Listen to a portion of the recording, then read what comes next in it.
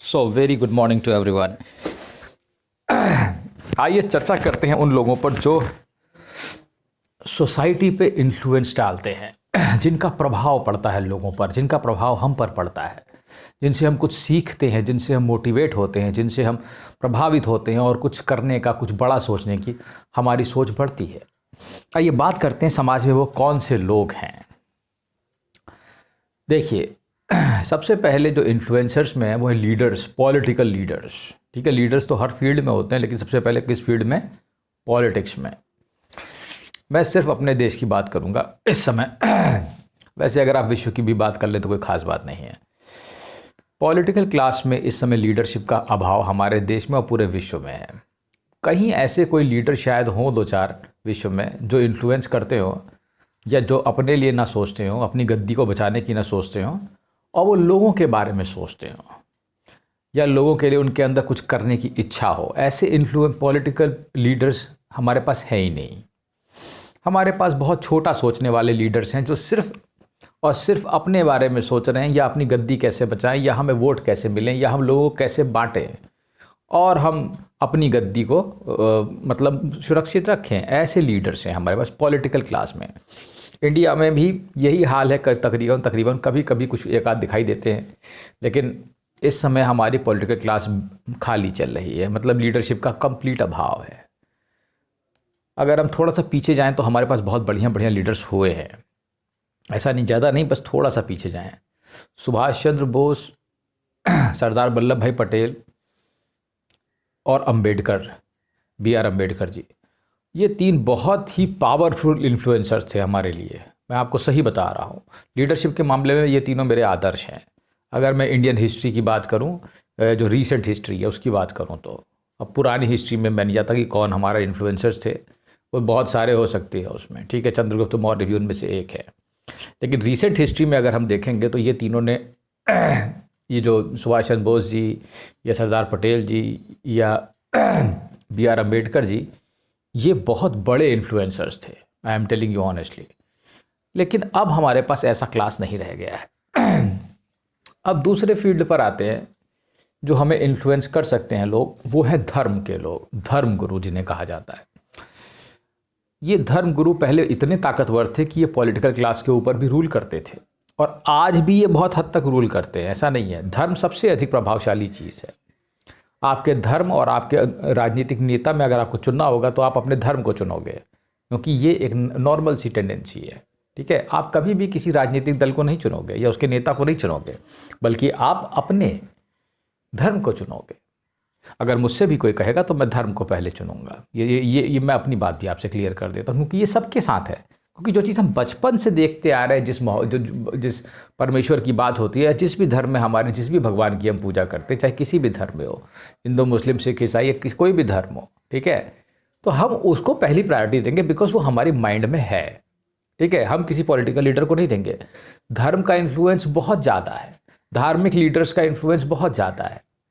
ठीक है, अभी भी है, लेकिन धीरे धीरे करके धार्मिक लीडरों का प्रभाव कम हो रहा है।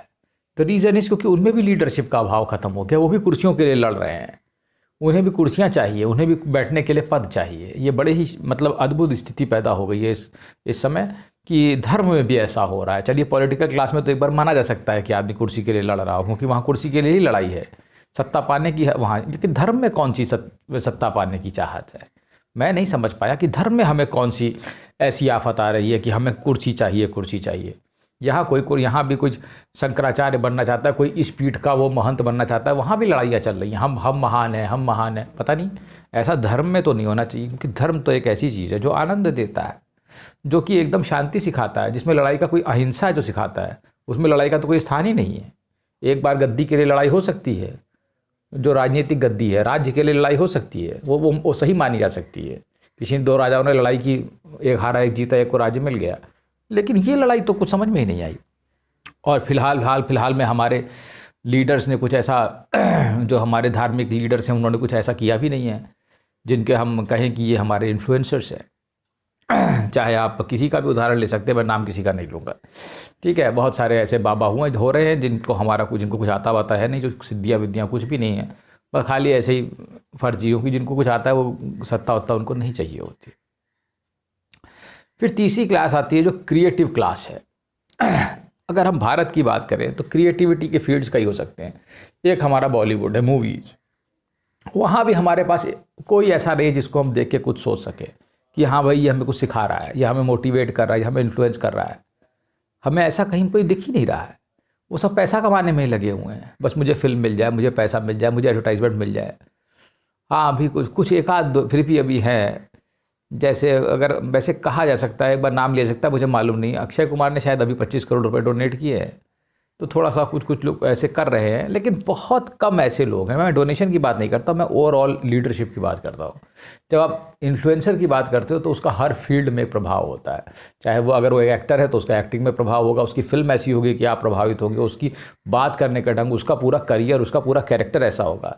यहाँ हर हीरो का नाम 4 हीरोइन से जुड़ा रहता है, वो 4-5 हीरोइनों के साथ सो चुका होता है। तो ऐसे हीरो हमारे लिए किसी काम के नहीं है। ये हमारे लिए कोई इन्फ्लुएंसर नहीं है जिनके चरित्र ही ना हो। ये चरित्रहीन है सबके सब, ठीक है, इसलिए ये हमारे लिए किसी काम के नहीं। अब आगे बढ़ते हैं, स्पोर्ट्स में आते हैं। स्पोर्ट्स भी एक फील्ड है, या क्रिएटिविटी के दूसरे फील्ड ले लो, पेंटिंग। कोई नाम ही नहीं मालूम मुझे तो कि पेंटिंग में कोई ऐसा इन्फ्लुएंसर है आजकल, मुझे तो कोई नाम ही नहीं पता। डांसिंग में भी कोई पता नहीं, सब एक ही जैसा डांस करते हैं, सबको बस कंपटीशन जीतना है। सोनी ये, सोनी वो, Soni ji cinema, dance award, पता नहीं क्या क्या बकवास, और सभी डांसर हो गए हैं आजकल। ऐसा नहीं है इतना बड़ा बच्चे से लेकर के इतने बड़े बच्चे तक, everybody has become a dancer. ऐसे डांस करो, वैसे डांस करो, पता नहीं क्या। इसलिए everybody wants to become a dancer, you know, और without having any talent, I am sorry to say, there is no dancing. So the point is it should come naturally actually, you know. So this is the problem. फिर हम poets की बात करते हैं। कविता कोई लिखते ही नहीं है। ऐसा घटिया साहित्य तो शायद ही इतिहास में आज से पहले कभी लिखा गया हो जैसे आजकल लिखा जा रहा है। ये सभी क्षेत्र में लागू हो गया है। क्रिएटिविटी की सारी फील्ड्स में लीडरशिप का भी अभाव है, और ऐसा घटिया साहित्य शायद ही कभी लिखा गया हो। पोएम्स का मुझे किसी पोएट का नाम ही मालूम नहीं जो कि हिंदी में कविताएं लिखता हो या अंग्रेजी में कविताएं बढ़िया लिखता हो। पता नहीं वो कैसे लिखते थे, जॉन कीट्स या मिल्टन, मुझे नहीं मालूम। वो कैसे विलियम वर्ड्सवर्थ लिखते था, पता नहीं। शेक्सपियर ने क्या लिखा मुझे मालूम नहीं, कैसे वो कैसे कर पाए। और आजकल उनका अभाव हो गया है, कोई है ही नहीं। म्यूज़िक कुछ नहीं, सब बकवास, बिल्कुल कूड़ा। तो आगे आओ स्पोर्ट्स में हमारे पास इन्फ्लुएंसर हैं विराट कोहली। बस हमारे इन्फ्लुएंसर कुछ नहीं है, वो बस एक दाढ़ी रखेंगे तो हमारे देश के सारे नौजवान दाढ़ी रख लेंगे। ये हमारी हालत हो गई है बस, और हम कुछ नहीं कर पा रहे हैं। हम उनसे कुछ सीख ही नहीं रहे हैं। अगर सलमान खान ने बाल ऐसे कर लिए तो सारे के सारे लोग ऐसे ही बाल करके बैठ जाएंगे, या एक कंगन पहन लेंगे तो कंगन पहन लेंगे। बस हम यही सीख रहे हैं हमारे हीरो हीरोइनों से और इन आर्टिस्टों से। ऐसे इन्फ्लुएंसर से कोई फ़ायदा नहीं। इसीलिए हमारे इस सब और कोई फील्ड अगर बचा हो तो उसमें भी देख लीजिए, क्यों नहीं हम खोजों में आते हैं।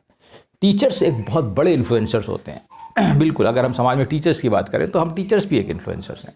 लेकिन हमारे सारे के सारे प्रोफेसर तो राजनीति में लगे हुए हैं, एक पार्टी से जुड़ गए हैं, दूसरी पार्टी से जुड़ गए, एक विचारधारा से दूसरी विचारधारा से। वो स्वतंत्र बुद्धि नहीं है, ख़त्म हो गई, बंधी बुद्धि से काम कर रहे हैं।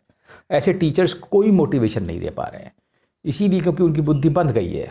या तो वो एक राजनीतिक पार्टी से बंधे, या वो दूसरी राजनीतिक पार्टी से बंधे, या वो उसके बारे में सोच रहे हैं या उसके बारे में सोच रहे हैं। बस यही कर रहे हैं वो बैठ के। उनके पास काम वाम कुछ ज़्यादा नहीं है पढ़ाने को, तो उनकी वो पॉलिटिक्स में चले गए सब के सब।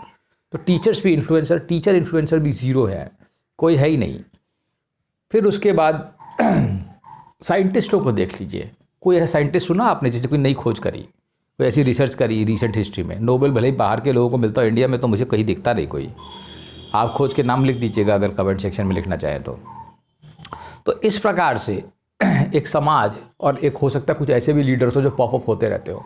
कुछ अच्छे, ऐसा नहीं है कि सभी नहीं है, कुछ अच्छे हमारे पास हैं। जैसे कि स्पोर्ट्स में सानिया मिर्ज़ा या साइना नेहवाल का मैं नाम ले सकता हूँ, या हो सकता है एक दो लोगों को मैं ना जानता हूँ, नाम मैंने ना सुना हो, लेकिन वो इन्फ्लुएंसर्स हो सकते हैं।